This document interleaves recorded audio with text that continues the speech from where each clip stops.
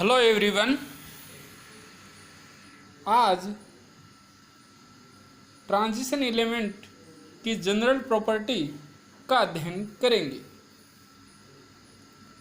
Transition elements solid nature के होते हैं। यदि अपवाद की बात करें या एक्सेप्शनल केस की बात करें, मरकरी लिक्विड क्यों होता है, इसके बारे में अपन आगे अध्ययन करेंगे। सभी ट्रांजिशन एलिमेंट्स HCP, CCP या BCC क्रिस्टल स्ट्रक्चर रखते हैं। Hexagonal close packing, cubic close packing या body centred cubic. Zinc, cadmium, mercury, manganese ये क्रिस्टल स्ट्रक्चर नहीं रखते या कॉम्प्लिकेटेड स्ट्रक्चर रखते हैं जिनकी ज्योमेट्री निश्चित नहीं होती। ये high thermal and electrical conductivity रखते हैं, जैसे NaCl सोडियम क्लोराइड जिसमें आयनिक बॉन्ड होता है, डायमंड एंड क्वार्ट्ज जिसमें कोवेलेंट बॉन्ड होता है, AgCu जिंक जिनमें मेटेलिक बॉन्ड होता है। यदि अपन कंडक्टिविटी देखें तो आयनिक कंपाउंड, कोवेलेंट बॉन्ड या कोवेलेंट कंपाउंड या मेटेलिक कंपाउंड हैं, उनमें सबसे ज़्यादा कंडक्टिविटी मेटेलिक बॉन्ड वाले की होती है, फिर आयनिक बॉन्ड वाले की और सबसे कम कोवेलेंट बॉन्ड वाले की होती है, जो कि मैंने डाटा के थ्रू शो कर रखा है। ये हाई मेलिएबल का मतलब आघातवर्तनीय। जब अपन लोहे को पीटते हैं तो वो टुकड़ों में ना टूट करके क्या होता है, फैलता है। डक्टाइल, वायर वगैरह बनाने तो एकदम तन्यता, टेंसाइल स्ट्रेंथ, मतलब ये यांत्रिक सामर्थ्य रखते हैं। आवर्त में इनकी एटॉमिक रेडियस S ब्लॉक और P ब्लॉक की तुलना में बहुत कम परिवर्तित होती है। क्यों और कैसे, इनका अपन आगे अध्ययन करेंगे। ये मेटेलिक प्रॉपर्टी रखते हैं, ये high melting point, boiling point और एटोमेशन एंथैल्पी रखते हैं।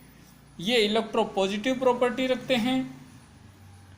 ये इलेक्ट्रोपॉजिटिव प्रॉपर्टी इसलिए रखते हैं क्योंकि ये मेटेलिक नेचर के होते हैं, और मेटल है वो उसका नेचर होता है कि वो इलेक्ट्रॉन डोनेट करती है, और जो इलेक्ट्रॉन डोनेट करते हैं उसके ऊपर पॉजिटिव चार्ज आता है, जिसके कारण इन्हें इलेक्ट्रोपॉजिटिव एलिमेंट कहा जाता है। ये वेरिएबल ऑक्सीडेशन स्टेट शो करते हैं क्योंकि इनमें N-1D में अनपेयर्ड इलेक्ट्रॉन प्रेजेंट होते हैं, जिसके कारण ही ये कैटालाइटिक प्रॉपर्टी भी शो करते हैं। और ट्रांजिशन मेटल के कंपाउंड कलर्ड प्रॉपर्टी रखते हैं। ये आपको बताया था, DD ट्रांजिशन के साथ साथ चार्ज ट्रांसफर भी होता है, इसके बारे में भी अपन आगे अध्ययन करेंगे। ऊपर 9th जो पॉइंट है उसमें अपन ने पढ़ा था कि ये अनपेयर्ड इलेक्ट्रॉन रखते हैं, जिसके कारण ये पैरामैग्नेटिक नेचर के होते हैं। इनकी कॉम्प्लेक्स बनाने की टेंडेंसी होती है। क्यों और कैसे, इनकी अपन आगे डिटेल से स्टडी करेंगे। ये नॉन स्टैइकियोमेट्रिक कंपाउंड और मेटल एलॉय का फॉर्मेशन भी करते हैं। क्यों और कैसे, उसकी क्या इंपॉर्टेंस है, ये अपन आगे डिटेल से पढ़ेंगे। अब इन पॉइंटों में से अपन एक पॉइंट लेते हैं, एटॉमिक एंड आयनिक रेडियई। पहले तो यह है कि एटॉमिक रेडियई क्या है। एटॉमिक रेडियई में किसी भी एटम के न्यूक्लियस और उसके आउटर मोस्ट सेल में प्रेजेंट इलेक्ट्रॉन के बीच की डिस्टेंस को अपन एटॉमिक रेडियई कहते हैं। या दूसरा आयनिक रेडियई की बात करें तो एटम की जगह क्या ले लेंगे, आयन। आयन के न्यूक्लियस और उसके आउटर मोस्ट सेल में प्रेजेंट इलेक्ट्रॉन के बीच की डिस्टेंस को कौन सी रेडियस कहा जाता है, आयनिक रेडियस।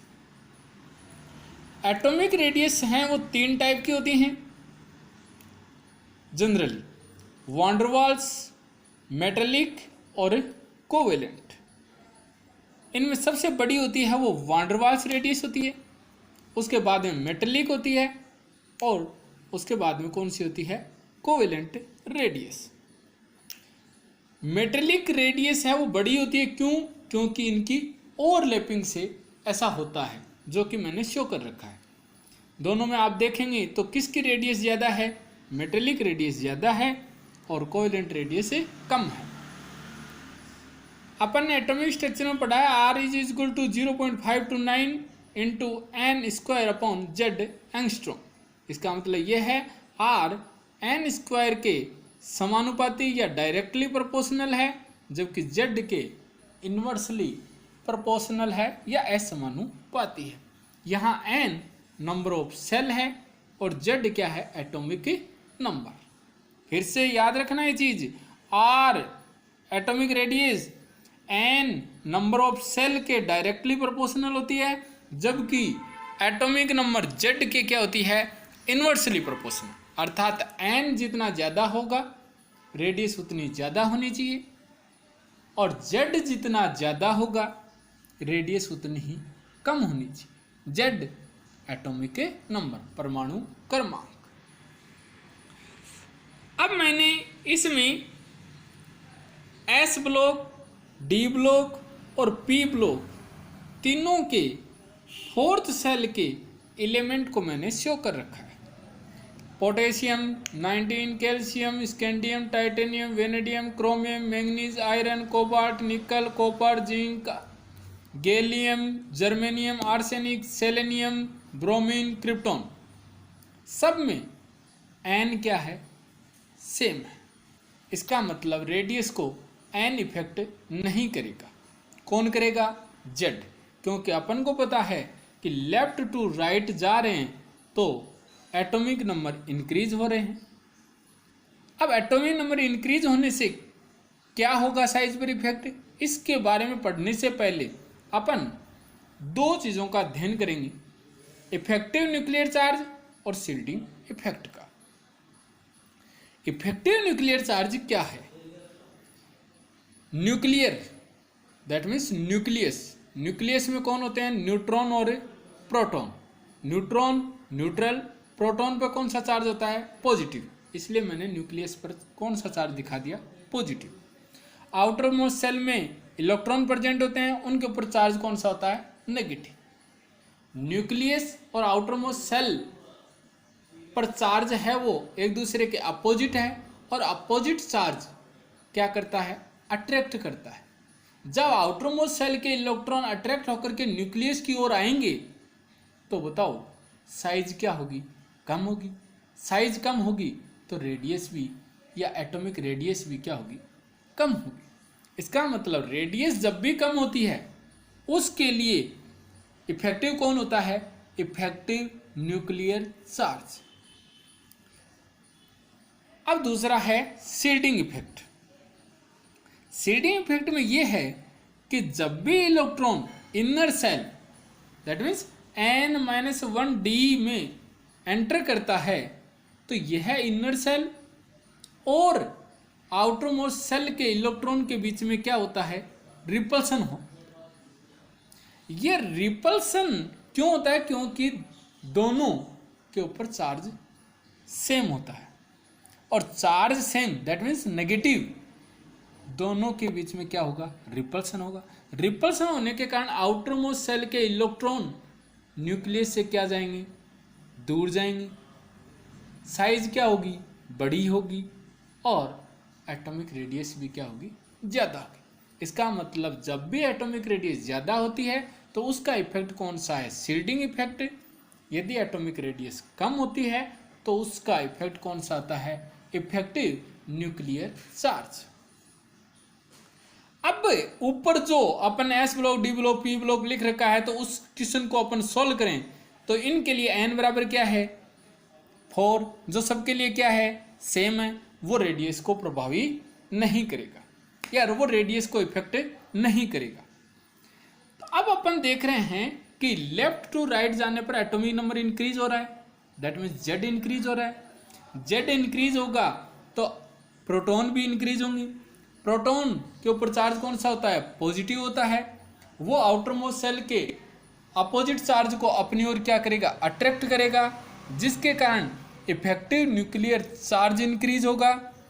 और इफेक्टिव न्यूक्लियर चार्ज इंक्रीज होता है तो थोड़ी देर पहले ही बताया था, साइज क्या होगी, डिक्रीज होगी, और एटॉमिक रेडियस क्या होगी, डिक्रीज होगी। इससे ये स्पष्ट है कि पी ब्लॉक की रेडियस सबसे कम होगी, एस ब्लॉक की रेडियस सबसे ज़्यादा होगी, और डी ब्लॉक की इन दोनों की मध्य की होगी या मिडल की होगी।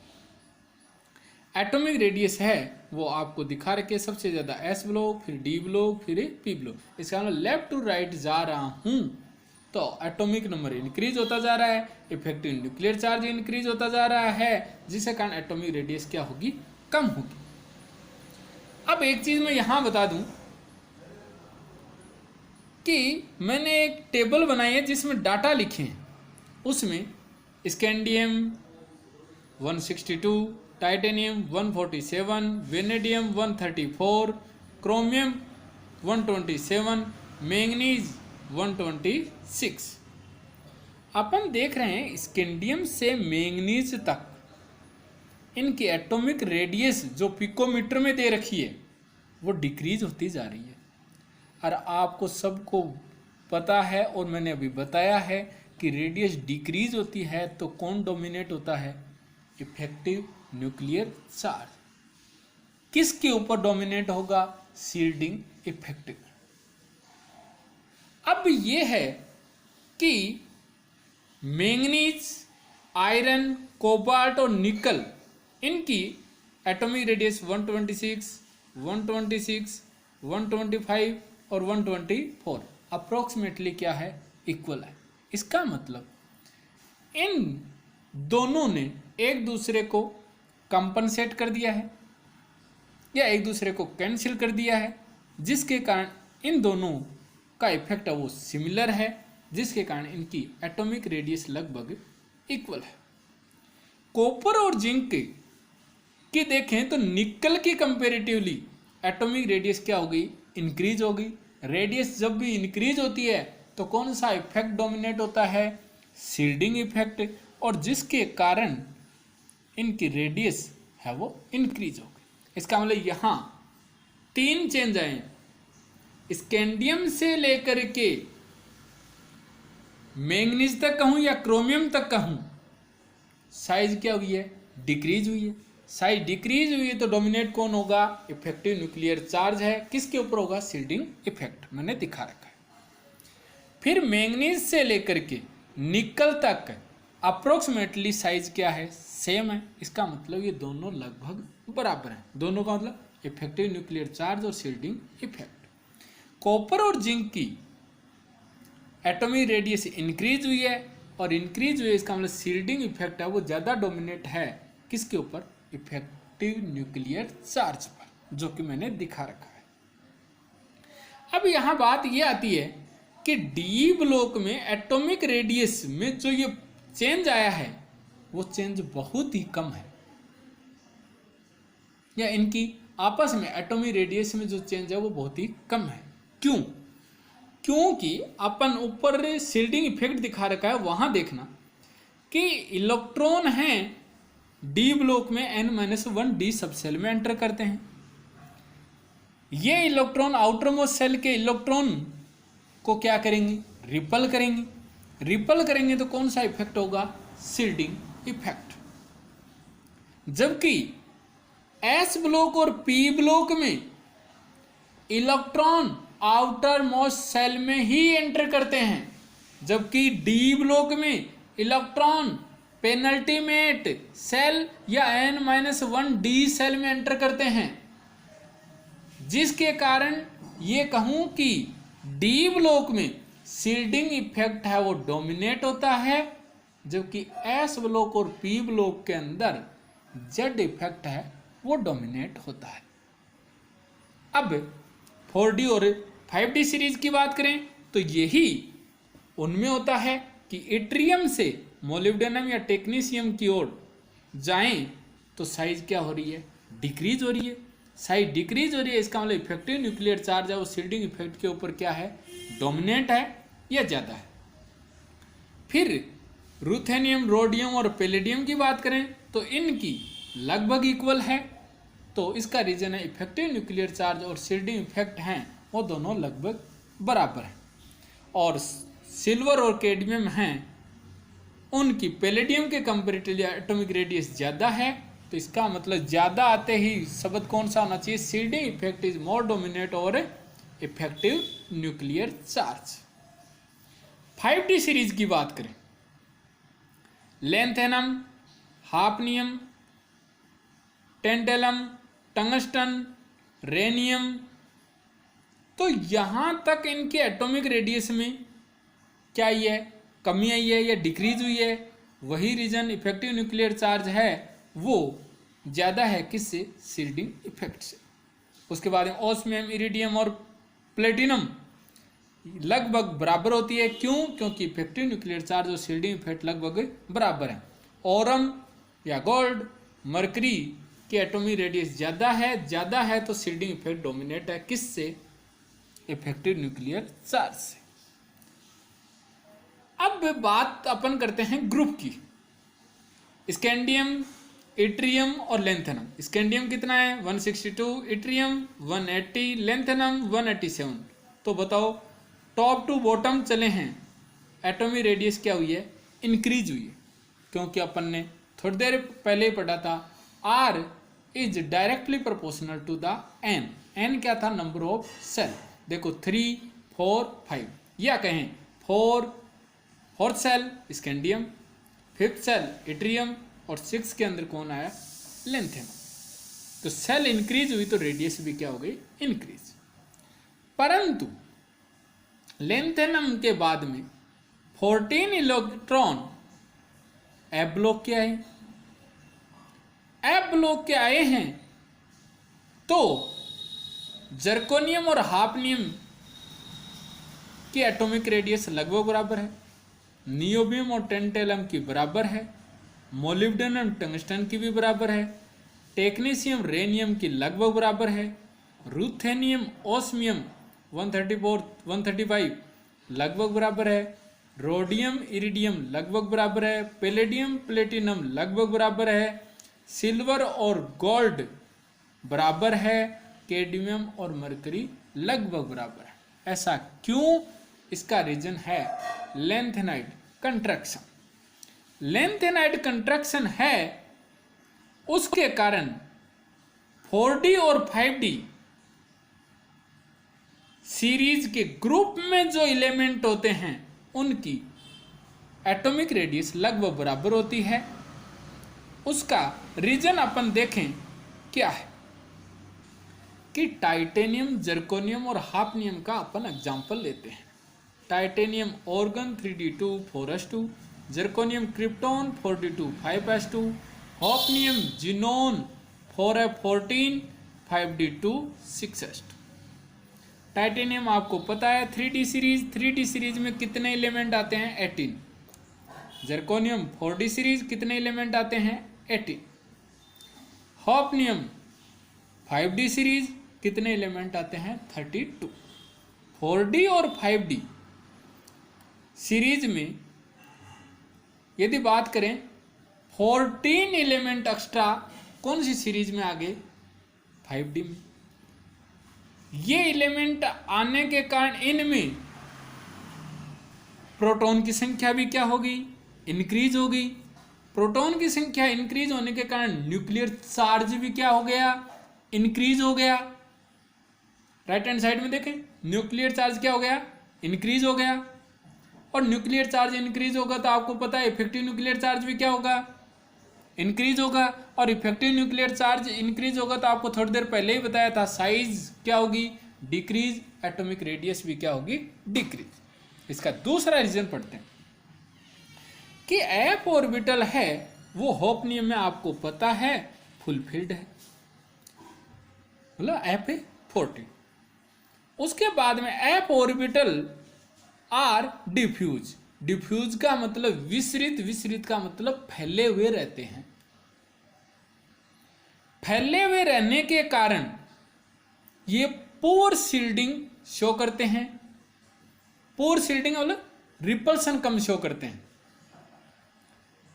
और रिपल्सन कम शो करने के कारण अट्रैक्शन क्या होगा, ज्यादा होगा।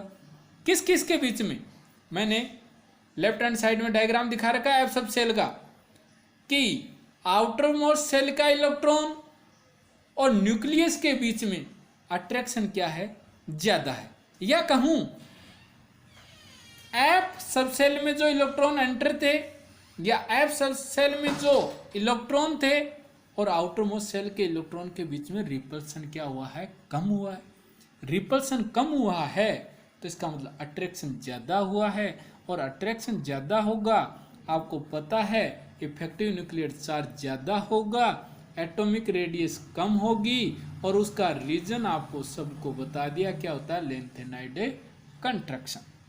इधर मैंने जो दिखा रखा है राइट हैंड साइड में मिडल में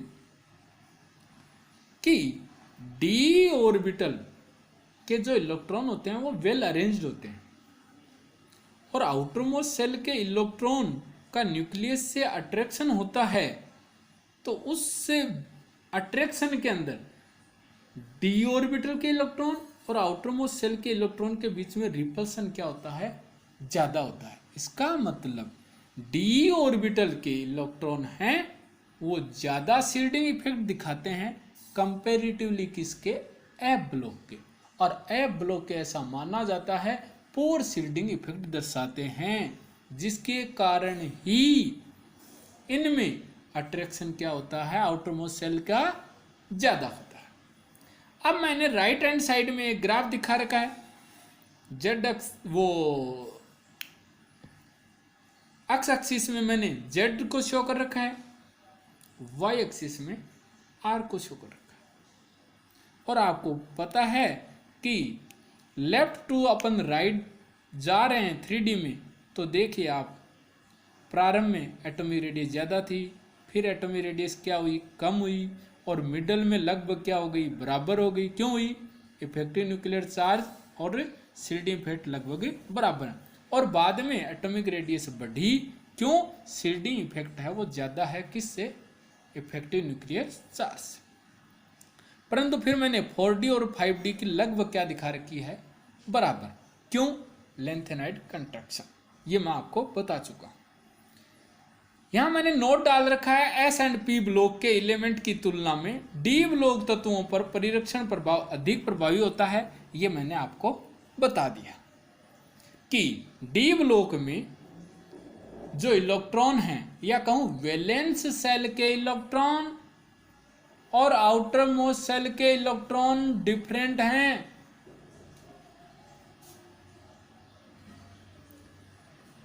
जबकि एस एंड पी ब्लॉक के अंदर वैलेंस सेल के वही इलेक्ट्रॉन हैं जो आउटर मोस्ट सेल के इलेक्ट्रॉन हैं। इसका मतलब कि एस ब्लॉक और पी ब्लॉक में इलेक्ट्रॉन आउटर मोस्ट सेल में ही एंटर करते हैं, जबकि डी ब्लॉक में इलेक्ट्रॉन n-1d सब सेल पेनल्टीमेट सेल में एंटर करते हैं, और इनर सेल में एंटर करने के कारण इनर सेल के इलेक्ट्रॉन आउटर मोस्ट सेल के इलेक्ट्रॉन के साथ रिपल्सन शो करते हैं, जिसके कारण इस रिपल्सन को शील्डिंग इफेक्ट कहा जाता है, और ये इसका रीजन हो गया। अब है आयनिक रेडियस। आयनिक रेडियस में ऑक्सीडेशन स्टेट जितनी ज्यादा होगी, जैसे मैं एग्जांपल लिया है Mn+2 Mn+3, Mn+2 और Mn+3 में प्रोटॉन 25 और 25, परंतु इलेक्ट्रॉन की बात करें Mn+2 में 23, Mn+3 में 22। प्रोटॉन और इलेक्ट्रॉन का रेशियो है वो मैंगनीज+3 का ज्यादा है, और प्रोटॉन की संख्या का रेशियो Mn+3 में ज्यादा होने के कारण प्रोटॉन पर चार्ज कौन सा, पॉजिटिव, तो कौन सा इफेक्ट होगा, इफेक्टिव न्यूक्लियर चार्ज ज्यादा होगा। इफेक्टिव न्यूक्लियर चार्ज ज्यादा होगा, साइज बताओ क्या होगी, कम होगी, तो आयनिक रेडियस क्या होगी, कम होगी, जिसके कारण मैंने आयनिक रेडियस दिखा रखी है। Mn+2 और Mn+3 में ऑक्सीडेशन स्टेट किसकी ज्यादा है, Mn+3 की। ऑक्सीडेशन स्टेट ज्यादा होगी तो उसमें प्रोटॉन की संख्या या प्रोटॉन का रेशियो क्या होगा, ज्यादा होगा। इफेक्टिव न्यूक्लियर चार्ज भी क्या होगा, ज़्यादा होगा, साइज कम होगी, और आयनिक रेडियस भी क्या होगी, कम होगी। इसलिए Mn+3 की आयनिक रेडियस है वो 66 पिकोमीटर होती है, जबकि Mn+2 की 80 पिकोमीटर होती है। आशा करता हूँ ये वीडियो आपके समझ में आया होगा। फिर भी यदि आपको कोई चीज़ समझ में नहीं आई है, आप मुझसे पूछ सकते हो। थैंक्स।